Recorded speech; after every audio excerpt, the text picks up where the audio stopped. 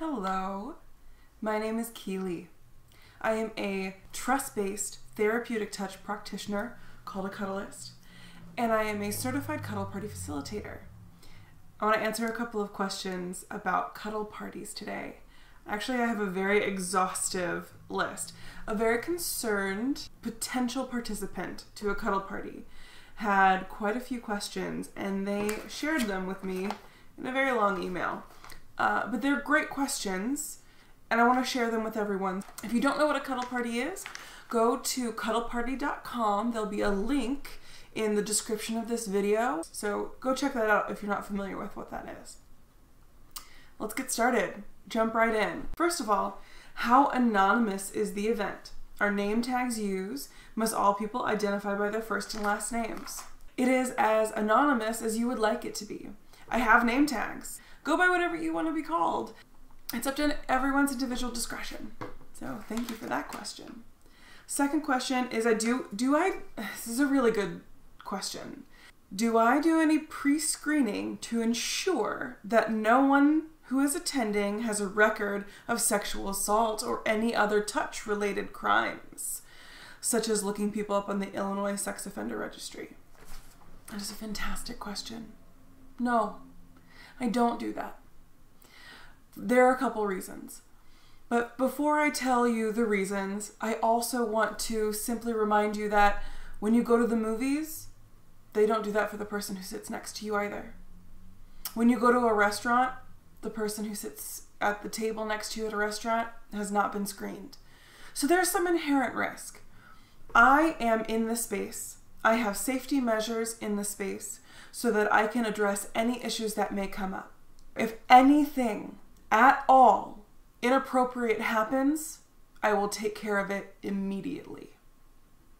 There is no ifs, ands, or buts. There is no questioning your safety at my events. So far, I've been doing this for 2 years, hosting about 2 a month plus the additional seasonal or fun event.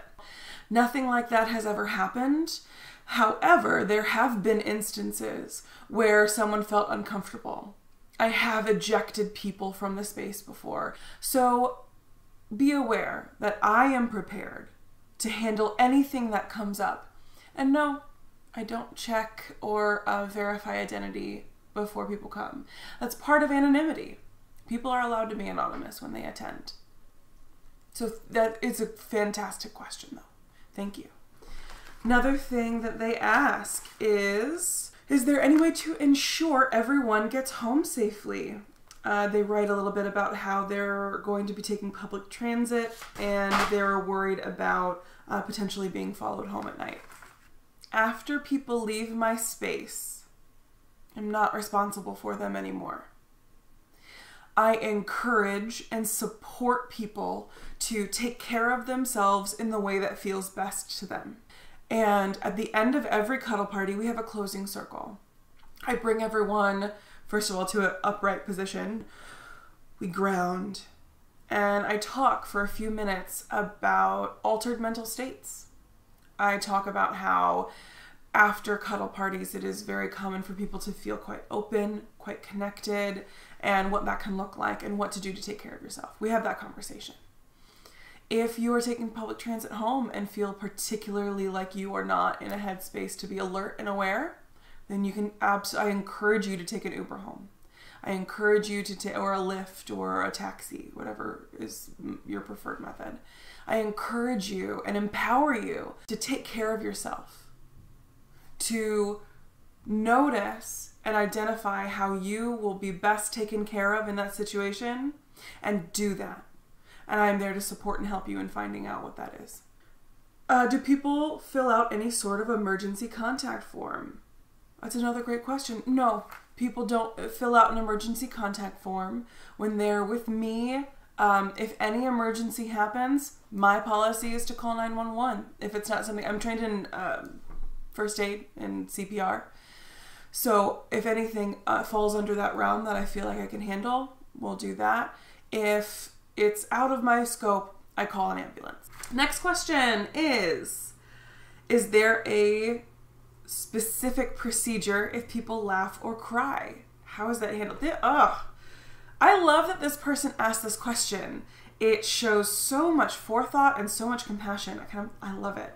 There is, and we go over that in a welcome circle, there's a rule within the cuddle party that addresses laughter and tears. What are the rules about commenting on other people's bodies or skin?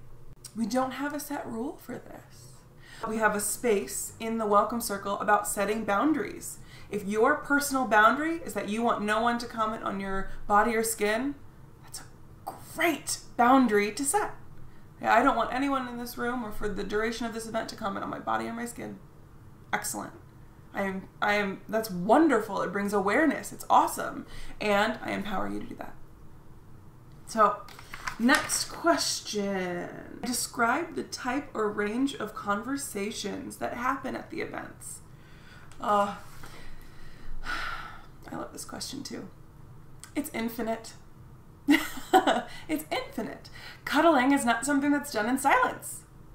And again, if you are ever uncomfortable, I empower you to say, use your voice, speak up, let me know, make requests, set boundaries.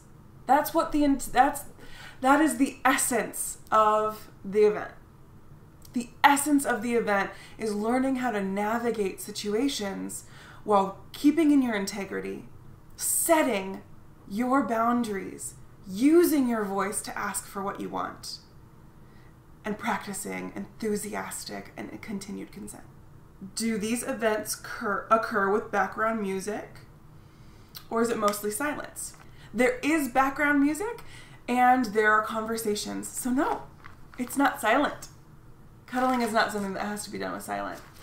However, I do provide, and for my spaces, I provide a quiet room. If someone is overwhelmed, if someone is having strong emotions, if someone has a headache, if they simply need a quiet moment, then there's a room that you can go. Have I ever been to an event where someone in attendance was not approached or asked to be cuddled? If so, how was that handled? Yes. That has absolutely happened. And I can tell you, it sometimes is because that person has the intention for that to be their experience. They don't want to be touched or cuddled. Because you don't have to do anything at a cuddle party that you don't want to do ever. With the only exception of you have to abide by all the rules. But you don't ever have to touch anyone. You can come to a cuddle party and watch the whole time. That's okay. That is equal participation. There's a whole rule about that. And we go through that in the welcome circle. Sometimes people don't get touched. I empower people who are not getting touched because they're nervous or uncomfortable. Then I am there to provide them support, to push their comfort zone as much as they're willing, they're able to ask for what they want and make some requests. But no, there's no guarantee. The main purpose, the core goal of cuddle parties is to practice consent, to establish boundaries, and to empower your voice. So I hope that answers that question. What is the average age range? It is an 18 and over event, so no one is under 18. I've had anywhere up to participants who are 90 years old. I think if I had to say, the median age range would be mid-30s to 50s. Next question was, what's the average number of attendees? For me personally, I have a lower limit of 10. If less than 10 people show up, then I typically cancel the event just because my preference as a facilitator and my assessment of the enjoyment of the event is that people get more out of it when there are 10 or more people. And that's a personal preference. My cap is typically 25. Sometimes I'll allow 30 depending on space availability. Participants. The average is anywhere from 15 to 20. Next question is, what is the apparel? Are long sleeves and long pants required by all? No, that isn't. Long sleeves and long pants aren't required. This person mentions that they're concerned about skin-to-skin contact. So the requirements are You have to have top and bottom. And as a guideline, we say, think comfy, not sexy. No undergarments. Undergarments, lingerie, it's just not appropriate for the event. Those things are wonderful in different settings. This is more, think pajamas, think wonderful, comfy flannel pajamas. I have been known to wear a onesie because I'm silly, and that's me. Think comfy and cozy versus sexy or revealing. And if you do not want skin contact, you don't ever have to have that. That's a really great boundary to set. And it's a fantastic boundary to set. I love how this person, another thing I love about this email is this person knows a lot about themselves and their preferences. Sometimes checking in and finding out what we want and need is one of the hardest things.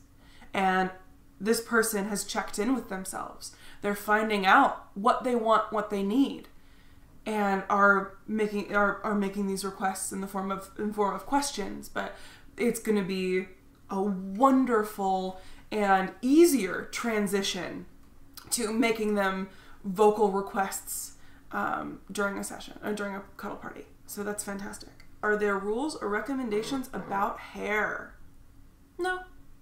What are you most comfortable with? Do that. Take care of yourself. I empower you to take care of yourself. Whatever is most comfortable for how you do your hair is recommended. Do I require that everyone wash their hands before the event? I don't require that. I don't make a vocal request of everyone. If you have a personal request that you don't want to touch anyone who hasn't recently washed their hands, that's a fantastic request to make. And it's being very conscientious of germs and health concerns. So I empower you to use your voice and make that request. Next question is, do I require people to not attend if they have a contagious ailment? I don't make that specifically vocal. I mean, that's a really great notice. It's a really great thing to point out. I'm taking this question as an invitation to change my description of the event. I'm going to add a line about if you are contagious or have been contagious in a recent, like 10 days, last 5 days, something like that, please don't attend. So thank you. That is a wonderful awareness that you've brought. So thank you. Next question is, does eye gazing count as cuddling? Is it an allowable action at these events? That is a fantastic question, and yes.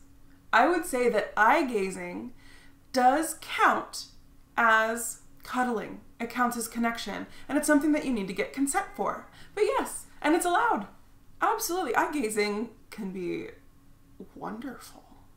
Oh my goodness. Yes. So what a great question. Next question is, what's the temperature of the room? I typically keep the room at about a 72 degrees Fahrenheit. I encourage people to bring some layers. We don't ever take clothing off. However, if there's a sweater or a blanket that you want to bring in case you run cold, do it. Absolutely. At the event, is there any matching up of first-time cuddlers to other first-time cuddlers? Or of first-time cuddlers to experienced cuddlers? I don't do any formal matching up of first-time cuddlers with experienced cuddlers throughout my event. There are about 4 activities that we do during the welcome circle that involve pairing up or getting into groups of 3s. I encourage people to sit with people or engage in these activities each time with someone new. So we do that to get the whole room to get to know each other a bit better. After the welcome circle, it's what we lovingly refer to as free range cuddling. So it is much more self-directed. It's an experiential workshop. So it's designed to allow you to have an experience. And after I set the container, I kind of take my hands off a little bit. I empower you to have your own experience, and I'm there. I'm always there. I'm always present, and I'm always available to help or give support whenever needed. Next question is, am I or is anyone a bystander at these events, such as in the room, but only watching and not participating. Yeah, that absolutely can happen. Everyone is required to hear the welcome circle in its entirety and to commit to me that they understand it. That is a requirement. Once that happens, then it's up to each individual person to authentically connect in the way that feels the best to them.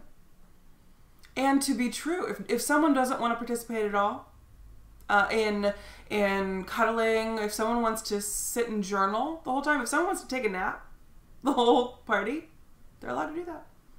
They just have to be awake and be present for the entire welcome circle.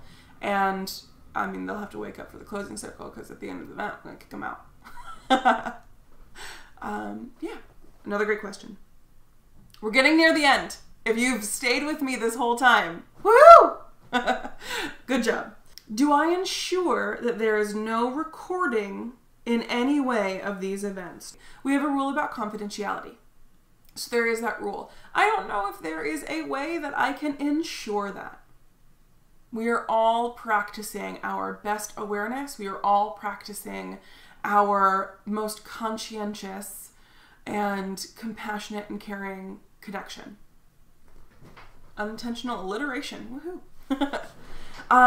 But I don't know if there is a way for me to ensure that, short of, you know, setting off an EMP, which would be terrible. Point is, there is a rule that says that there is no recording. This is a confidential space.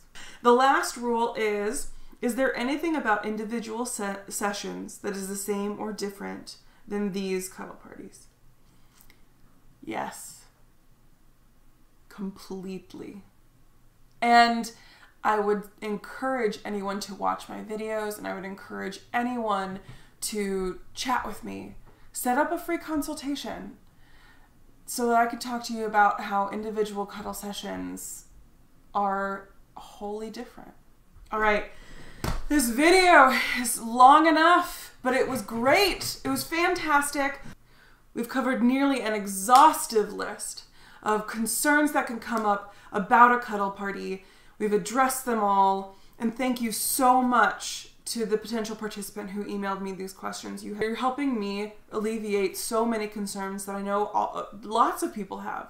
So thank you, thank you, thank you. I appreciate you. And have a great rest of your day.